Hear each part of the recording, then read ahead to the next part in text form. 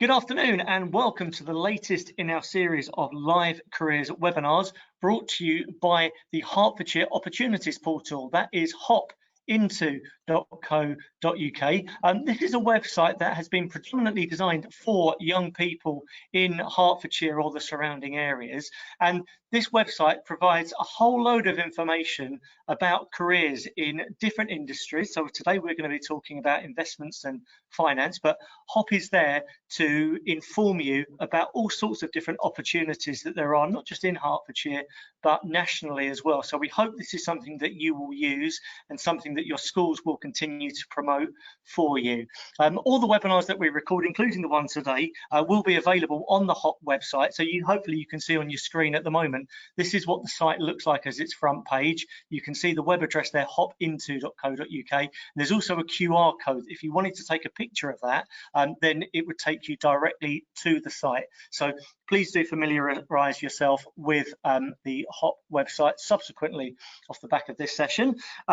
These live webinars, the purpose of them is to give you the opportunities to hear directly from employers and employees from an industry or a career type that you have expressed some interest in and want to find out a little bit more about. So we've got a fantastic panel for you today who will be discussing their respective roles in the finance and investments career. I'm going to use the phrases finance and investment, and I possibly will use the phrase City of London fairly interchangeably today. They largely all mean the same thing, but we're going to find out a lot more about that as we go on. A little bit of housekeeping for you before we get started.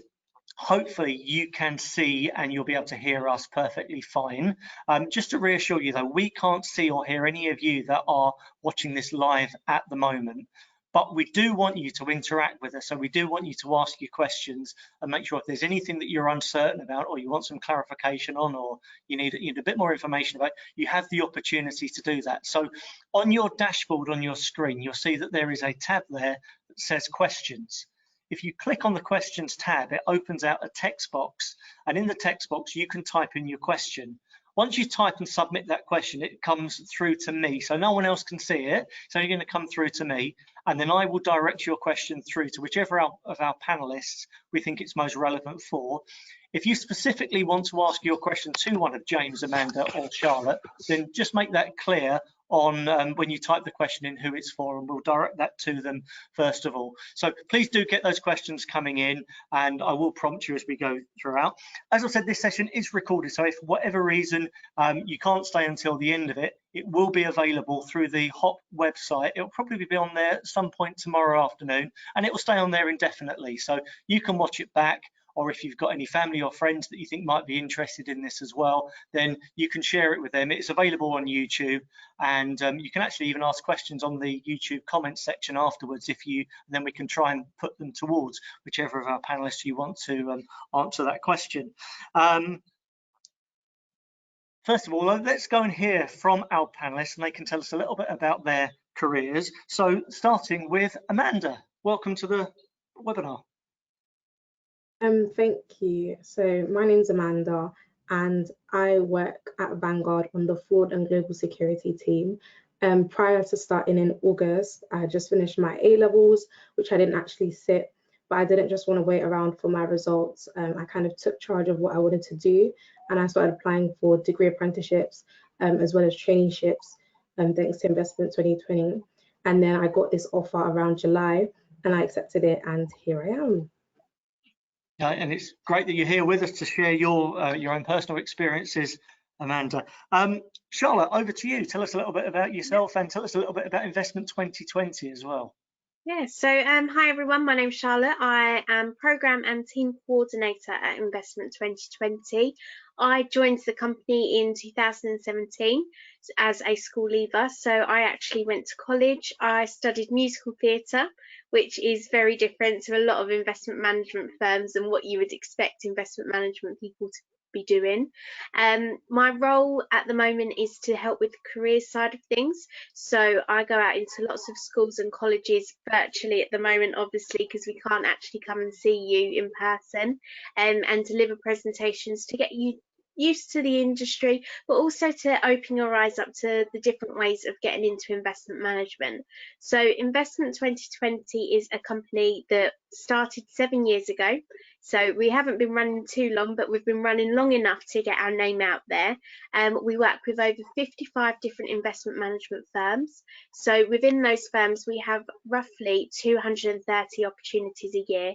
We're looking to get the foot in the door for students. So we have opportunities open to school leavers, college leavers and graduates. And it's all about getting you that foot in the door to investment management and starting your career. So it's a really good way of getting you that interest in that industry knowledge before you even start going to apply for jobs. So we have onboarding programs, and we also have the trainee program, which I'm sure I'll talk to you about later on. But thank you.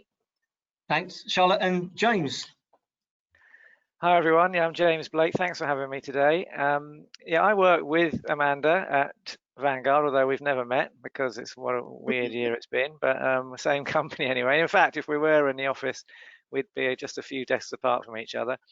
So I work in the HR team. I'm learning and development manager, which means I handle all of the training, internal and external training for all of our employees in Europe, which is about 750 people, something like that, mostly in London. And so what does Vanguard do? We are a massive American-based, mostly fund management company, which means if you or your parents or some of your relatives have got a pension or an ISA or some savings somewhere, we're the kind of company that will be behind the scenes managing that money and trying to make as much money for you as possible. And it's a huge company in America, hugely successful.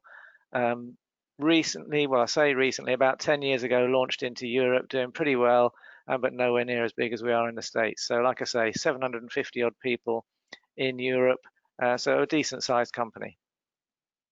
Yep, thank you, James. And we will explore all of those areas that Charlotte, James and Amanda have already discussed. We've already had our first question in, which is fantastic. So for those of you that have joined since we gave the introductions, on the questions tab on your dashboard, you can open that out and then you can type into the text box your question, and then we will ask that of our panelists. The question that's come in, we'll definitely ask it. Just got a couple more things just to cover off on our initial introductions, then we'll go into those.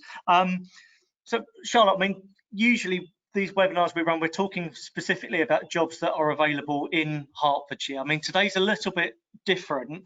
So all the opportunities we are talking about, do they relate to jobs in London, and specifically where in London are we talking? Yep, so all of our firms, and I say all of them, most of them actually have offices in the central city of London. So they're easy to commute to by Liverpool Street, Moorgate, all of the stations that you can get easy access to. We have got firms who have offices in Croydon and Surrey area. So they're the under the belt of London, as my colleague would always say to me. And we've also got firms who are based in Edinburgh as well. So there's a broad spectrum of how much our reach goes to, but the majority of our vacancies are in the City of London. So they're within easy commutable distance. There are some that might be in the West End, but there's not many that have offices out there. Sure, thanks for clarifying that, Charlotte. And again, for the context of those of you that are watching, or most of you that will be watching live at the moment, you will live or go to school in Hertfordshire, or perhaps just in Bedfordshire as well. And I guess the beauty of living where we live is that it's so easy to access London on the trains. Charlotte's mentioned some of the stations and the commuter lines that take you into London there. So we think this is something that's really, really relevant for you. Well, Charlotte, just moving on for that, we talk about the investment in the finance industry. I mean, what sorts of jobs are we talking about? Yep, so there's a range of jobs, and at Investment 2020, when we deliver these talks, we actually break them into 3 different categories. So you have funds. So there are a range of jobs related to the management and processing of investment funds, and these include research and analytical roles, those that monitor the performance of funds, and roles that ensure trades are processed accurately. So here are some of the examples that we have on the board. I won't talk you through all of them as they've got a little bit of a bio underneath, and I'm sure you'll be able to look back at these slides. The next category, so on our next slide, is company. So the company roles keep the whole organisation operating. So the compliance and legal teams ensure that the firm manages its investments in the way set out by the regulations.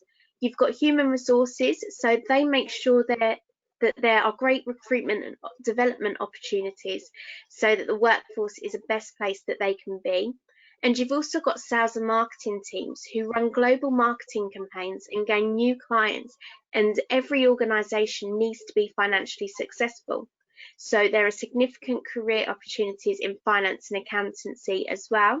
And then our final one is systems and data. So on the next slide, so from specialist systems for trading to the tech infrastructure that enables people to work globally, which we're all doing at the moment, you've got, and technology underpins the sector.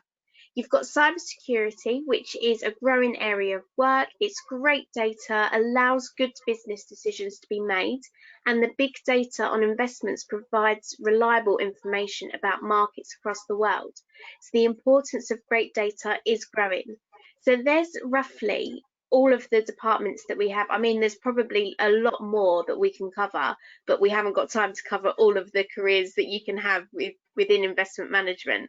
But there's just a broad spectrum of what you can expect. Thank you, Charlotte. I mean, the question that's come in, I'll ask you this one because it's sort of relevant time to ask it, is what is the difference between finance and accounting? Really good question. So the finance, I mean, finance within accounting, you can have it. So there's always going to be the finance side of things, where in companies, every company needs a finance team. And with the finance, they'll be looking after the accounts, they'll be looking after the money, and the accounting side of things will be making sure that all of it adds up. With investment management, obviously, I'm probably not the best person to answer this question, but with the accountancy side of things, obviously, they are going to be making sure that all the accounts are adding up for your company, and they're going to be going through all of the different, what's the words? All the expenses that you'll be using as well. I don't know whether, James, I can see that you're edging forward. I don't know whether you want to add to that at all. Yeah, I think it's a great answer, Charlotte. I'd maybe add a couple of bits that if you think of the job of being an accountant, that can be an accountant for a person. If you've got, maybe you run your own business and you need someone to handle your invoices, that would be an accountant. You can be an accountant working for any firm. As Charlotte says, all firms take in invoices, they buy things, they sell things, they need someone to settle those invoices and work out how much money they're making, or maybe they're not making any money at all. That would be an accountant. And then the term finance, it's a really wide term, isn't it? So it gets used in all sorts of different ways. The way I like to sort of describe it is that investment management is part of the financial services industry, which is a really big industry, which includes retail banks, Lloyds, Santander, whatever. That's the financial services industry. Insurance is financial services. So if you've got a car or a house, you need to insure it. That's financial services. Our jobs, investment management, trying to take some money and make it into some more money. That's financial services. All sorts of jobs and companies within the financial services sector. And that's why people sometimes get a bit confused about the terminology, but it's not as complicated as it sounds. Thank you for summarising that, and that was a really good question that came in. So do keep your questions coming in, because you ultimately will ask the better questions than anything that I've come up with. Amanda, just moving over to you, how much did you know about the finance industry when you were maybe 15, 16, thinking about what you were going to do after year 11? Yeah, so 15, 16, I had a vague understanding. After realizing that's what I was interested in, I did start listening to like podcasts and watching like animated YouTube videos to help me understand further. But I think my understanding grew a bit during my college years. So I did an internship at City, and during that 4 weeks, I did a lot of research into all of the terminology that I was hearing around me. So my interest definitely wasn't foundational, or I didn't have any prior. It's not that I did not have any prior knowledge. Yeah, I did have quite a bit of understanding of what everything was before I started my role. Yeah. And what was it that attracted you to finding out more about the industry and ultimately getting a job in it? So at first it was understanding what subjects I'm good at and I'm actually interested in. So for me, that was maths at GCSE and then choosing to study it at A levels. And then after that, it was just what can I do with a maths degree that I would really, really enjoy. And then, like I said, during my internship at City, I worked in technology, which is kind of maths based. But I then decided that technology wasn't really for me.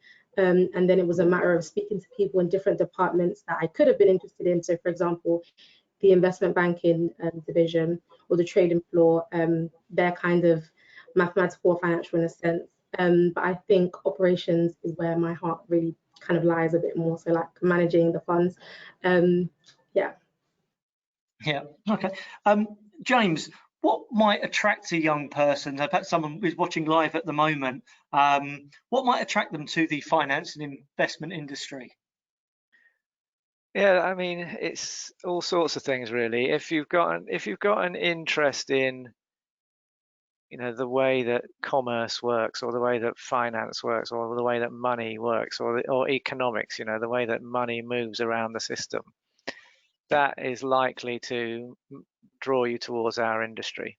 So I remember, you know, Amanda's talking about watching animated videos on YouTube. Believe me, when I was her age, YouTube wasn't a thing. So I remember when I was that age, I used to sit down for my tea in the evening and watch the 6 o'clock news was on in the background. And they always used to say, well, the FTSE 100 was up by this or down by this today. And I was thinking, that's interesting. I wonder what that is.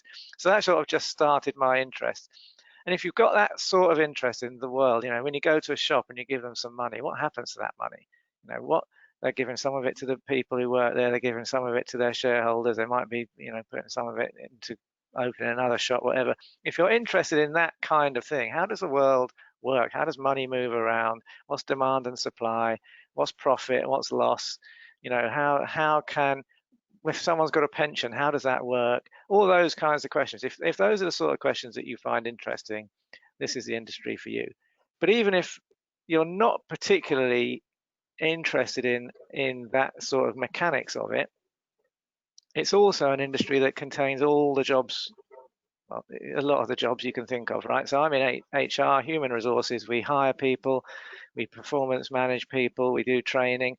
That happens in all sorts of industries. You've got a finance team who does the invoices, as we said. You've got IT teams, you've got marketing and sales. Those are industries or departments that you find in almost all companies. So you don't have to be obsessed about economics and finance to work in our industry. You can just be a great ideas person, a creative person who wants to work in marketing. You can be a great salesperson. You know, all of these skills you can find a home for in our industry. Good. No, okay. And so another question that's come in just as a follow-up to that one: does trading in the UK economy relate to finance? Trading and the UK economy absolutely relate to finance, yeah, because that's the way that companies make or lose money. You know, if at the moment we've got a pandemic on, there's a bit of an economic impact of that, as you can imagine. None of the shops are open, so if you are investing in shops, you've got a hard time because shops aren't even open and can't make any money. So that's trade, isn't it? If we're doing, Brexit is happening. We're trying to do deals with the EU and with America and Japan as a country. That affects what the companies in this country can do, how they can make money, how easy it is for them to make money. That's trade, that's international trade. So economics and trade, absolutely key, yeah. Yeah, okay. No, thanks for answering that one. And again, thanks very much for the question that's coming in. Do keep those questions coming in so that we can ask them directly to our panelists. James, you work in HR at the moment. You've been involved in the industry for a long time. I mean, I'm just wondering, do you find that some young people perhaps come to the industry for the wrong reasons? I'm thinking the perception of working in the city is probably lots of pound signs and probably lots of sports cars. But yeah. Bust that myth for us if indeed it needs to be. Yeah, it does need to be, because I'm working at home here. I'm looking out on my drive. I've got a Fiat 500, so it's not a bad car, but it's not a Ferrari, is it? So, you know, like in any industry, if you get to the top, you can make a lot of money. Very few people get to the top. You can make a very nice living in our industry, like you can in any other industry, but there's no secret to how you do it. You do it through being good at your job, working hard, being reliable, being flexible, being curious. These are the qualities. It's not a golden ticket. You don't come into our industry and get rich quick. Look, you see how old I am. If I'd got rich quick, I'd have been out of the industry years ago, and I'd be on a desert island somewhere. So, you know, it's an industry which is really interesting, but it takes a lot of hard work, and it's, you know, just like any other job, you get out what you put in. Yeah, okay, no, thank you. Charlotte, one of the attractions for working in the industry perhaps is the location. So that buzz of working down in central London and in the city of London. I know that was something that appealed to you, didn't it, when you first came into the industry?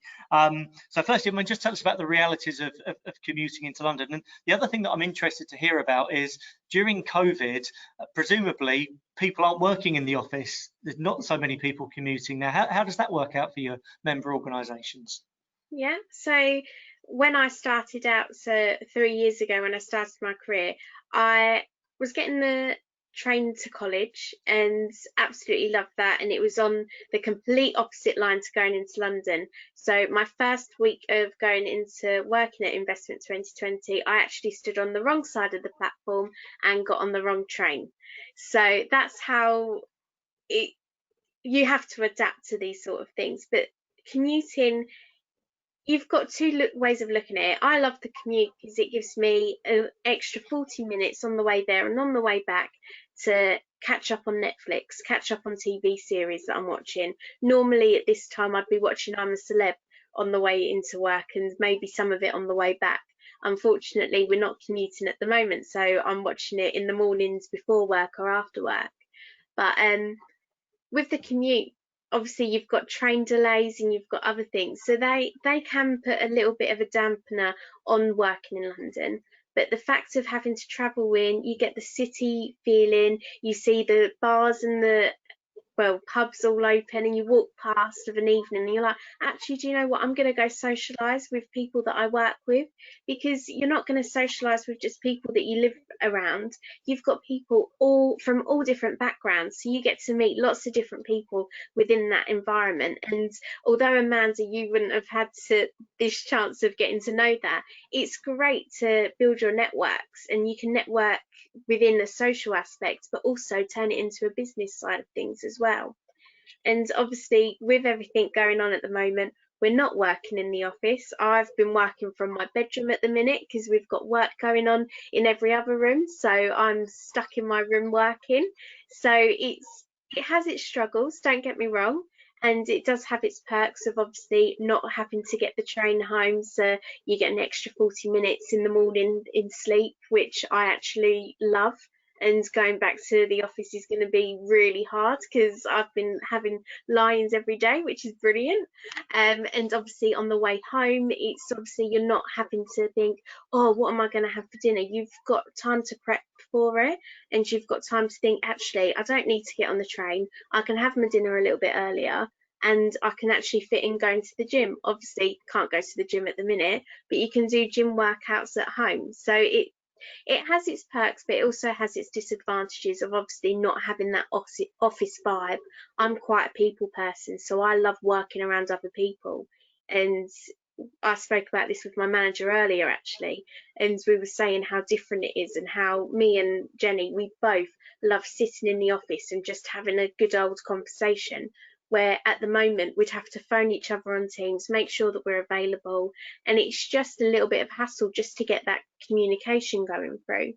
But hopefully, fingers crossed, in the new year we'll be looking to go back into offices. I know that we're looking at a programme where we'll be going into the office 1 day a week, and that will be going on until hopefully June, September time, around then, where we will actually be going fully into the office.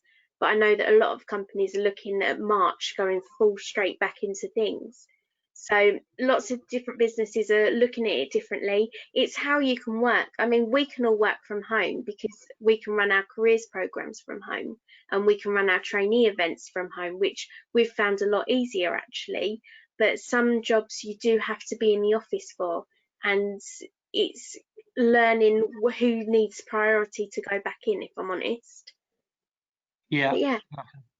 So Amanda, I mean, you haven't met face-to-face your colleagues yet, have you? Yeah, so I started in August and I started completely from home. Vanguard sent me my monitors and everything to get me set up, which I really appreciate. But since then, I haven't been into the office at all. And hopefully I can get into the office and meet everyone face to face. But so far, it's just been virtual, which I have enjoyed, I'm not gonna lie, because I have a lot of extra time in the day. So I'm a nail technician on the side, aside from my 9 to 5. I'm studying for a qualification as well because my scheme doesn't come with a qualification. So the commute being cut out, I'm definitely enjoying it. But I do kind of miss the feel of office life, and I would like to start going in maybe one day a week when the current pandemic is, when it's a bit safer to do so, I guess. But yeah. Yeah. Okay. Amanda, can you tell us a little bit about your day-to-day role and what do you actually do? What does the day in your life look like? Yes, I work in the fraud department and global security, but I'm more so on the fraud side and interested in the fraud side a bit more. So day to day, I run a report every single day, doing a background check on everybody that signed up to Vanguard and put funds into Vanguard the day before. So I run that check. I also check all of the issues that have been raised to the team. So if a different team had any fraud concerns about a client, they would raise it to us. So I would check that, and if I do see anything has been raised, I would relay that to my team members. And then another thing I do, which is more the security side, is making sure that every crew member or employee that has left the firm, their building access card gets deactivated so they can't really access the building. That's every single day. And then on like Tuesday, Wednesday, and Thursday, I have a separate report to run in addition to the one that I run every day. Those are like checking all the transfers. So when people want to move all of their funds from Vanguard to a different company, we would have to check to ensure that's not a fraudulent transaction. Another report would just be ensuring that people that have a known history of fraud don't sign up to Vanguard, and we have their details. So just doing a check to ensure that none of those details correlate with anybody that signed up to Vanguard recently. And yeah, that's basically what I do. Just a lot of admin work, which I quite really enjoy. I don't see it as like a 9 to 5 office job. I actually enjoy it. I enjoy admin and using Excel and stuff. So yeah. Good. Well, that's obviously really, really important. Question that's just come in. Does the finance sector get affected when the UK is going through a recession, especially this year due to COVID? I mean, just for the finance sector, which is trying to, I guess, accumulate wealth for the nation, when we have bad times like we are, does that make it busier or does it make it quieter? How does it work? It's a really interesting question. Yeah, you'd think. Well, if you think of the people that you know in what's happened this year, some of them have been lucky and have kept their jobs and are maybe working at home and maybe even saving some money by not having to pay for a season ticket on the train to go up to London or wherever they work. I'm lucky to fall into that category. Others might not have been so lucky and might have lost their jobs. I might be on furlough. I might have had to had a bit more of a difficult time. So some people have had a better experience than others in the last year. That goes sort of without saying.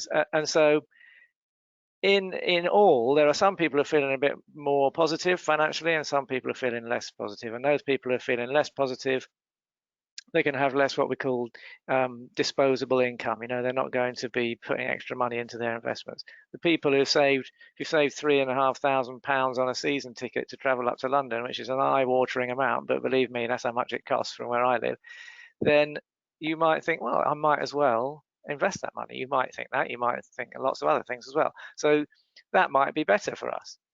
All in all, though, when the economy is in a recession or not doing so well, that's when for example, maybe unemployment is up, maybe people haven't got as much income to spend, maybe spending on the high street is down, etc.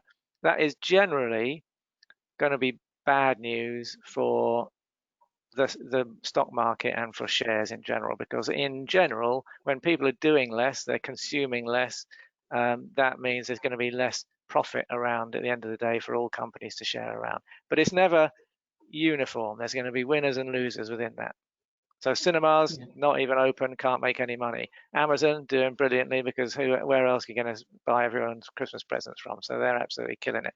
So there's winners and losers, and that's what fund managers often do, is try to pick the winners and avoid the losers. That's what most funds in the industry are trying to do. Now there's exceptions to that as well, but we probably haven't got time to talk about that today. No, thank you. Other question that's come in, and I'm going to wrap this. I'm going to ask you to wrap around this answer with something, looking at something slightly broader. So the question is, how much holiday do you get a year? I don't know whether James, you're probably best placed to answer this one in HR. But what does that sort of overall employee package look like within the finance industry? Yeah, so it will vary from one company to another, but in general, the benefits that you get in our industry are pretty good. I mean, you'll get somewhere in the region of, I don't know, 5 to 6 weeks holiday a year, something like that, which might not seem like much if you're used to being at school, but for the working world, it's not too bad. You will get normally some form of pension on top of that. You often get the option to have some form of private healthcare. I mean, these all depend on the company you work for, but by and large, to be competitive, if we want Amanda to come and work for us for the rest of her career, we're competing with all of our, all of the other firms in the city. So we've got to be competitive with that. So we, by and large, tend to offer similar packages, and it's decent pay, around 25 to 30 days holiday. You can sometimes buy more by just sort of subscribing to some extra holiday. Pension, healthcare. What else, Charlotte? You probably got some other things up your sleeve. Gym memberships. Gym membership, yeah, we offer that, yeah. A lot of social aspects to it as well. So like having clubs within work. So you get I know one of our companies has like a rugby team. So you can join the rugby team, the running team, football team. You get those social aspects. And also it's good for your mental health and health-being. Pension, like he said, I know a lot of students aren't going to be thinking about their pensions, but at the age of 20, I started my pension fund. Something Well that done. really got I know something that really got to me when I started working in the city is actually you get bank holidays off. And I know at school you get them off, but at the moment, if you're working a part-time job, I know I used to work in a restaurant and I was full-time member of staff, and I was working bank holidays, half terms, you name it, I was working it. So to come into a business where you get 25 days or even more sometimes, because some of them have like 30 days, you get all of that time off, and you also get bank holidays off as well, and Christmas time. So it's a really good environment to have. Those sports clubs that you mentioned are really important. So to just slightly hark back to one of the previous questions, I read something recently that for young people, about 75% of their social life is actually around their work. So you meet so many people at work, and you can imagine in the summer, do you want to go out for lunch? Do you want to go out for a drink after work or whatever? Do you want to play for the football or the netball team or whatever it might be? You make a lot of good friends at work, and so that's a sort of hidden benefit. Yeah, no, I had some experiences working in the city when I left school as well, and all those things that you've spoken about were very true. I mean, people often talk about we'll talk about why you might go to university or why you might go straight into employment via an apprenticeship, and I think for a lot of people you get all the social elements that people would enjoy at university. Certainly working in the finance industry, you will naturally gain a lot of those benefits that way as well, won't you? So you almost get that university experience at the same time. Question for Charlotte: how many firms are there in London? And I expect you to tell me exactly the 2 decimal points. Well, there's so many, I couldn't even pinpoint. There's got to be over 100, even probably closer to 1,000. Some, if you think of all the small companies. But it depends, because they're over a broad aspect of different industries as well. So you've got the banking side, you've got investment management, you've got insurance, you've got, you name it, it's there. So I think there are about between 150 and 200 investment management companies. So you're right, pretty close with your first answer. But then that's just our little part of the industry. So you've got banks and insurers and all the rest of it on top of that. So I think you're about right. Yeah, Yeah. lots. So there's lots of opportunities and Oh, lots of different companies out there. And so even within those companies, there's a real range of different opportunities within the organisation that you can explore.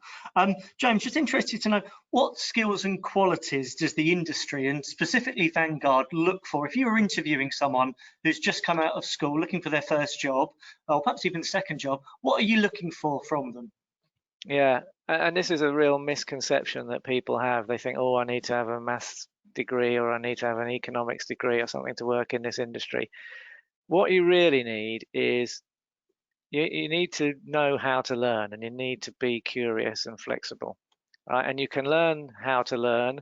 That's what you're doing at school, isn't it? And if you go to university, you'll do that even more. You'll learn how to be self-directed in your learning. But being successful in any career, and ours is certainly a good example, is about taking opportunities, moving as the world changes, being able to change with it and move and be flexible, being positive, being able to pick things up quickly and try new things. And that's what it's all about. For some of the jobs, you will need a specific qualification. Quite often, there will be department specific qualifications that you will do, which you'll be able to do on the job as you go. So as you begin to narrow down into, okay, I'm going to be in marketing, or I'm going to be in HR, or I'm going to be in finance, there'll be some qualifications you can do alongside your job. But there's not that many that you need up front. I mean, it will depend on what job you want to go in at, but to come in and do what would typically be the kind of job that a 18 or 20-year-old person will do, as long as you've got that enthusiasm, you're articulate, you're positive, you're curious, those are the things we're really looking for. Yeah, okay. Amanda, just remind us, what subjects did you do? Yeah, so sorry I didn't mention before, I studied maths, economics, and business. And if you're kind of worried about your grades, but you're considering a traineeship, I would say don't be too worried. Still study hard, still do your best, and still perform your exams. But for example, my results day was after I'd started at Vanguard. I started Vanguard on the 10th, and I think results day was on the 14th, and I was never asked about my results. And I think that's down to how I performed in the interviews. I think if you present yourself really well, you've had like some sort of work experience, something that shows interest in the field. I don't think your grades would be a deal breaker if you're a strong, well-rounded candidate outside of academics. For sure. James, really good question that's come in here. I think you're best placed to answer this one initially, but I do want to hear what Charlotte thinks as well. What's the best and optimal way to increase your chances of interview employment with good investment companies once you leave uni, please? LinkedIn question mark. LinkedIn question mark, I don't know. LinkedIn is a good way of keeping on top of jobs that are available. They've got some good functions in there for keeping tabs on the jobs that are out there. They've got some good learning parts of the platform as well. LinkedIn Learning is brilliant for picking up skills that you'll be able to use in your career. So yes. Interview technique is, you can read all sorts about that, but my one piece of advice for being successful in interviews is be authentic. And what I mean by that is don't go in and try to convince them that you are the finished article and that you are perfect in every respect, because nobody is. Be realistic and humble and balanced about what you're good at. Definitely sell what you're good at, but just as important, say, and the things I really want to learn, or the things I want to develop, are this, this, and this. You don't have to say I'm rubbish at this, this, and this. You just say, I think I can bring you this today, and I'd love to be able to learn how to do this, because that's what companies want. People who have already got something and they think they've got more that they can unlock. Yeah, and then Charlotte, I mean, you will help lots of young people prepare for interviews, won't you? So what sorts of things would you say in response to that question? Yeah, I mean, so interviews, they're always going to be difficult and you're always going to feel nerves. And the amount of interviews that I've been to, and I've turned up and I've sat there and I'm like, I'm not good enough for this. And you talk yourself out of it, but you just need to be yourself. You need to come across in the way that they're going to say, actually, we want them as part of our team. It's all about your transferable skills. So they're not going to be looking at what's on paper, what you've got as a degree, what you've studied at A levels. I mean, I studied musical theatre, so I am very different. Although my role isn't directly in investment management, I still work within the sector. And it's just showing who you are and showing why you should be part of their team. But Investment 2020, obviously, we are a careers platform. So we do help with students with their CVs, their interview skills. We run programs which will introduce you into this as well. So these programs and insight days, you actually get the knowledge, you get the experience, and you also get to try it out with different people from the industry. So normally we'd do it in person in one of our firms. Unfortunately, obviously, with the way the world is at the moment, we can't. So we've changed everything to virtual, and we run these sessions with lots of employers and ambassadors who come along, and they are there to help and assist. They've got a lot more knowledge than I have, but also they've got a lot of experience of interviewing people and being interviewed themselves. So they can give you lots of top tips. They can also include how to help better your CV, because your CV is what's going to get you that first initial step into the interview stage. So we run those sort of programs, which will be emailed out to you, and I'm sure we'll talk about it later on as well. Yeah, no, Can we I will. Can I just expand on something that Charlotte said? She mentioned transferable skills. So on a CV for young people, you haven't got years and years and years of experience, so there's only so much you can put on there. But think about those transferable skills. So if you have faced a challenge in your life that's nothing to do with the working world, but you think it is relevant and you've overcome that challenge and you can describe how you did that, that's a good thing to talk about in an interview. If you have shown some leadership skills by maybe playing in a sports team or organizing a club or something like that, that's the sort of thing you should talk about. We're not expecting you to come with loads of real working life experience, but it's great to be able to talk about things that you have done, that, oh, I have faced a challenge and I did overcome it, and here's how I did it. Those are the sorts of stories that do sound authentic. Yeah, sure. Amanda, what can you remember about your interview? I mean, you obviously wowed the panel because you got offered the job. Any tips you would give? Yeah, so I've actually had a lot of interview experience, even before doing my Vanguard interviews. I think I applied to a bunch of different companies, but I think one thing that I remembered from my Vanguard interview was how much I prepared. I think I would show my journal, but how much I prepared, how much I researched about Vanguard, how much I looked at their core values and then showed examples for when I executed the core values, which I think was really, really helpful, because there were certain things that I would say that the interviewer could then think, okay, that's one of the key values at Vanguard. But also I think it would kind of be down to my interviewer, because it kind of made me feel comfortable, like already part of the team. Was kind of a streamlined process. I kind of enjoyed the interview, almost like I didn't feel like I was being interviewed. And I feel like even when you go to another interview where you might feel like you're being interviewed, if you don't show that and you just act like you're having a normal conversation, and keeping your nerves in check is like a really big thing. There have been interviews where I've just been a nervous wreck.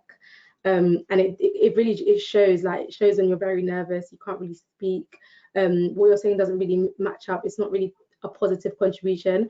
Everything you say in an interview should have a positive, like it should reflect positively on you and your skills to make the interviewer consider hiring you. So yeah, kind of keep your nerves to a minimum. Try and maybe practice as well, and write down like examples of your STAR technique skills. I think James could explain what I'm trying to say, but like write down examples of your work experience and how that kind of relates to the job role. It's a really long process of printing out the job description and highlighting key qualities, and then writing down what you've done that can reflect that quality. That was really helpful and helped me relax a bit more, that I felt a bit more prepared. Sure, thank you. Amanda, question that's coming, I think this is specifically for you, but I might be doing James and Charlotte a disservice. Is there any way in which you wish to progress your career in the future? So now that you've got your foot in the door, Amanda, what's your aspirations going forwards? Yeah, I saw that on my screen as well. It came up to me. my aspirations going forward, I have really enjoyed Vanguard. It's definitely so far. I mean, I've only been here for 10 weeks, but it has really set the bar in terms of like workplace cultures. But next year, I am looking to do a degree level apprenticeship because I do need a degree to go into certain corporate banking roles. So yeah, I'm applying to degree apprenticeships as soon as they open. There'll be more interview processes and stuff, but definitely a higher level apprenticeship in applied finance. So yeah, I'm still staying in finance. I'm still in the finance route, but that's probably going to be my next step. Yeah, I know you're even studying outside of your work hours, aren't you, with related subjects? Was it foreign exchange market that you're learning about? Yeah, so there's two different things. So first of all, I'm studying for the CFA's Investment Foundations program, which is kind of everything you need to know about finance that I might not have full knowledge on, but it would be really good to have that prior knowledge, and it's a good thing to put on your CV. And then foreign exchange is learning how to trade the different currencies against one another, which I am studying. I've paid for a course and I'm learning and trading on a demo account at the same time, because I am interested in trading, but I don't want to go into sales and trading. So it's kind of a dilemma that I'm facing, but I am studying it in my spare time. Yeah. Yeah, I mean, presumably, Jones, it must be a real enlightenment. As a young person coming into the industry for the first time, once you get your sort of foot through the door, just a vast range of options that can almost be overwhelming, can't they? Yeah, they can, and I think Amanda's taken a really good approach by doing that CFA Investment Foundations course. CFA is a really good route to go down for our industry. So they have a whole tiered selection of qualifications that you can do. Investment Foundations, then there's one called the Investment Management Certificate, then there's a CFA level 1, 2, and 3, which takes you right to the level where you can sort of be a fund manager and all the rest of it. So it's a really good route to take, and like Amanda said, it looks good on your CV. It's not just a random thing from the internet. It's a recognized brand, if you like, CFA qualification. So and hats off to you, Amanda, for doing that. I certainly wasn't doing that at your age, so you will be preparing yourself, I have no doubt, for a successful career. Yeah, and Charlotte, this is something that we discussed previously, that the finance and investment industry as a whole is very good at providing professional qualifications, isn't it, for employees, particularly those like Amanda that are very proactive and willing to learn more. Mm-hmm. Yeah, oh, definitely. I mean, the firms that we work with, they look at these qualifications and they look at their trainees and they say, okay, in a few years' time, if they're to move on, what do they have from this experience? And to take away that qualification further down in your career, they're not going to be looking at what degree or A levels or BTECs you've studied. They're going to be looking at what qualifications you've got to do with the business. So having the FCA, the IMC, all of those certificates, that's going to help you better. And they might put you up against someone from Warwick University, studied economics, got first. You've got someone who's a school leaver, has only studied BTEC business and maybe IT, but has got the FCA or IMC certificate. They're going to take that person over the one with the degree because you've got industry knowledge, and these certificates, they are seen as degree level. So they've seen as equivalent, but they've also seen as actually you've learned on the job and you've got all this experience with you. We're going to take that experience with us. I mean, it depends how they interview as well. So they might not take them because they interview badly, but of course, that's what would get them the next step. Yeah. Okay, well, the final question that we've had come in, I think it's a really important one. There's another question just come in as well, so we will try and get through both of those. Let me ask this one that's just come in. Due to the coronavirus, is there going to be a limited amount of opportunities available to us? Are there still as many apprenticeships running and being recruited for? So, Charlotte, that's one for you, I think. So at the beginning of this year, we had quite a lot of our companies actually say we're going to put a hold on recruitment this year because we don't know how the business is running. I can say that most of our firms are looking to recruit for the next academic year. So apprenticeships are still going to be running, traineeships are still going to be running. So there will be lots of opportunities coming out. And like I mentioned this yesterday, and obviously at the moment, the way the world is, we don't know what's going to be happening around the next corner. But in the next 5 to 10 years, firms are going to be looking for newer talent. They're going to be looking for people who have been looking into research of companies, have been looking into research of how the world has adapted through this COVID-19 situation, much like the financial crash, how people looked into that and said, actually, I would have done this. People used that when I was applying for jobs in their interviews, and they gave their examples over. Now we're going into this new generation of people who can talk about, okay, I've read what your company did during COVID. I would have done this, and this is why. And that's putting forward thinking in, and also getting diversity of talent in. So diversity of thought, thinking outside of the box. Because I'll be honest with you, a lot of the people when I joined the industry, they were all originally from Oxford, Cambridge universities. They were all the senior people were quite high up and a lot older than myself. So bringing in the new talent now, it's thinking of different ways of how to progress their careers, and that's how a company is going to succeed, in thinking, okay, we're going to bring more diversity of thought, we're going to bring new talent in and bring their ideas to the table, because that's how we're going to progress. So definitely there are going to be more opportunities within the next year or so, and apprenticeships will carry on going. Degree apprenticeships are definitely becoming more of a thing now, which I wish they were when I started looking for jobs, because I would have gone for a degree apprenticeship any day of the week. Yeah, that's it. Well, Charlotte, I'm going to come back to that with that's the final question that I'm asking, but I just want, James, you said you've been in the industry for for quite a long time now. Presumably you've seen various financial catastrophes, I guess, economically, but it's a pretty robust industry, isn't it? It does bounce back pretty quickly. Yeah, I mean, the things that make the headlines are always the disasters. You never see a headline on the paper saying, billions wiped onto the value of the stock market. You never see that headline, but that's 9 times out of 10 what is happening. The markets do go up over time. That's what capitalism is all about. So yes, they go down from time to time. They sometimes go down a lot. Sometimes that means people lose a lot of money. Sometimes that means people lose their jobs. It's unfortunate, but over time, the world tends to make money, and that is what investing is all about. You have to be patient with it. You can't expect to make a quick buck, but eventually, over the long term, financial markets tend to rise. Yeah, okay. And look, I mean, I suppose, Amanda, you are a case in point here, someone of some very young talent that's come into the industry at what potentially was a very vulnerable time, wasn't it? Yeah, I heard some stories about people being offered positions by other companies, and then having the companies had to pull out last minute due to the pandemic and stuff, which is really disappointing to hear. But it also just highlights how well Vanguard handled everything, regardless of the pandemic. So yeah.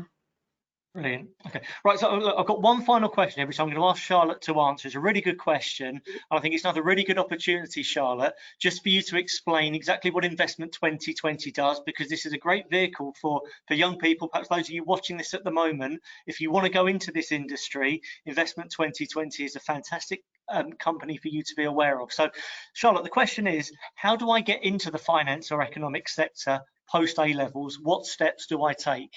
Yeah, okay, really good question. So next steps that you should take. So register definitely on our website. There are lots of other websites as well, but I'm going to sell you Investment 2020 more. So register on our website, it's free. You get emails about all of our jobs that will be happening. So year 13s, you'll be hearing about them from hopefully December onwards until about April, June time. And that's when all our careers and opportunities will be coming out. You'll also get to hear about all of our experience insight days. So we'll be running one in July for year 12s. So this is going to be a little bit like work experience, except from it won't be in the office, it will be virtually. You'll have workshops on asset classes, ESG, clients, relationships, lots of different things to do with the business. So that's an introduction for you. And then we also work on skills. So this can be working on CV skills, interview skills. It can be about virtual interviews, and obviously psychometric tests as well, which everyone gets scared about. I sit through them and I'm only judging people on them, and I get worried about them. So it's one of those things that we ease you into it, and it's definitely something that's coming up that a lot of firms will start using. So we give you top tips on those, and you also get the experience to meet around 35 different employers. So year 12s, that will be open for you guys in July time, or June, July time, before you break up, before you start year 13. And then virtual career insights that we run for year 13s. So if you are registered on our website, you will hear about these, and you will have the opportunity to meet from 4 different employers. So those 4 employers will talk to you about their careers, about the job opportunities at their firm that will be open for you guys to apply to, and you get that knowledge. So you get to meet a HR manager and talk to them about the jobs that they're recruiting for at that time. So it's so key to have this experience, and it's such a great opportunity for you as well. Now, we've also got social media, so you can follow us on Instagram, Twitter, Facebook if you're using Facebook. I know a lot of younger people don't use it anymore. We've got YouTube, so you get to watch lots of videos about our trainees and apprentices and hear about their opportunities and what they've been through their program. And LinkedIn as well. I recommend everyone who's listening today to get a LinkedIn account. If you are interested in going into any industry, you will be using it. I know, James, you don't use LinkedIn, but LinkedIn is there for you to connect with people, network with lots of different people. You can network with speakers like myself and Amanda. James isn't on LinkedIn, so you can't connect with you. You're making me sound like a dinosaur. I am a dinosaur, actually. I'm virtually the only person in the industry who's not on LinkedIn, so don't take any notice of me. You're not the only person, so it's fine. But it's a really good opportunity to hear about jobs as well, and all the opportunities. I mean, I still get headhunted on LinkedIn, so I get job offers thrown at me saying, oh, we'd love for you to come and interview for this job. Obviously, I love my job at Investment 2020, so I'm not looking to move on. But you still get those opportunities sent through to you. So it's definitely a really good platform to have, and to start building your networks on LinkedIn before you even start your career is an even better achievement, because when you go in for your interview, the person interviewing you will be able to look at your LinkedIn profile and see what you've done. So it's like an online CV as well. So it's a really good aspect to have, and I would definitely recommend getting a LinkedIn account.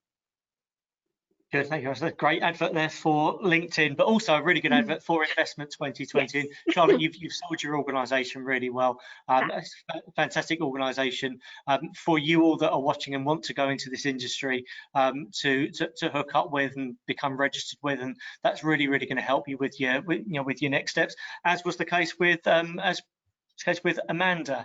So just going to summarize here, because we're approaching an hour. So firstly, thanks so much to all of you that have attended live and for submitting your questions. They're really thoughtful questions as ever. So hopefully you found all of the conversations today really informative, and it's going to help you with your next step. So just to summarize, unusually for our webinars, we're talking about jobs that don't necessarily exist in Hertfordshire. They actually exist in London, but being located in Hertfordshire, wherever you are in the county, you've got some fantastic transport links to get you into London, albeit, as Amanda's found, you don't actually need to be in London at the moment because you're working from home, but that situation will change again pretty shortly. There are a whole range of options and opportunities available for you within the finance and investment sector.